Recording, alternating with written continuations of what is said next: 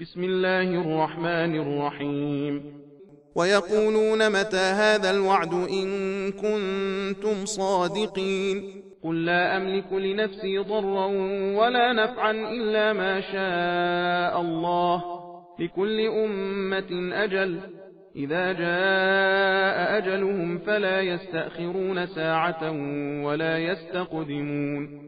قل أرأيتم إن أتاكم عذابه بياتا أو نهارا ماذا يستعجل منه المجرمون؟ أثم إذا ما وقع آمنتم به الآن وقد كنتم به تستعجلون. ثم قيل للذين ظلموا ذوقوا عذاب الخلد هل تجزون إلا بما كنتم تكسبون. ويستنبئونك أحق هو؟ قل إي وربي إنه لحق وما أنتم بمعجزين. ولو أن لكل نفس ظلمت ما في الأرض لافتدت به وأسروا الندامة لما رأوا العذاب وقضي بينهم بالقسط وهم لا يظلمون. ألا إن لله ما في السماوات والأرض، ألا إن وعد الله حق ولكن أكثرهم لا يعلمون. هو يحيي ويميت وإليه ترجعون.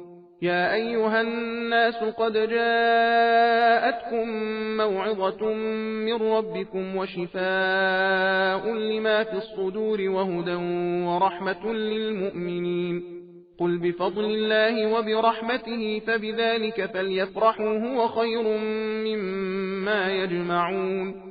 قل أرأيتم ما أنزل الله لكم من رزق فجعلتم منه حراما وحلالا قل الله أذن لكم أم على الله تفترون.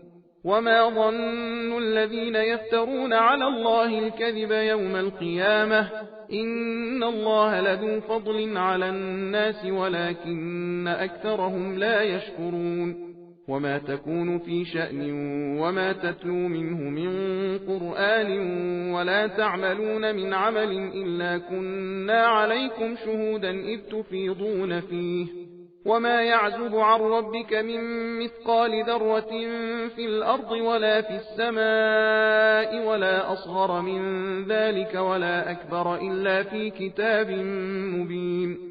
ألا إن أولياء الله لا خوف عليهم ولا هم يحزنون الذين آمنوا وكانوا يتقون. لهم البشرى في الحياة الدنيا وفي الآخرة لا تبديل لكلمات الله ذلك هو الفوز العظيم.